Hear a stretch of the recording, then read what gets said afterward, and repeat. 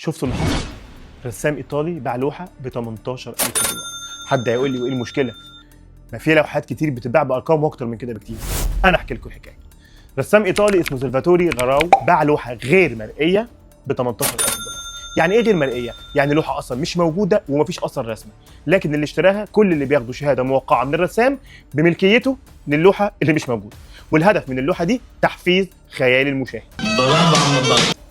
وطلب انها تتشال في البيت، يكون حيطه بيضاء مقاسها 5x4. دقيق قوي هو معلش. والرسام العبقري ده مش اول مره يعمل كده، باع قبل كده لوحات ب 9000 دولار عباره عن براويز بيضاء ما فيهاش اي حاجه، بتقول لك بتعبر عن الفراغ. انا مش عارف هو فراغ مين. ده غير كمان انه هيعمل متحف في نيويورك قريب هيعرض فيه كل اللوحات الغير مرئيه اللي مش موجوده في المعرض ده.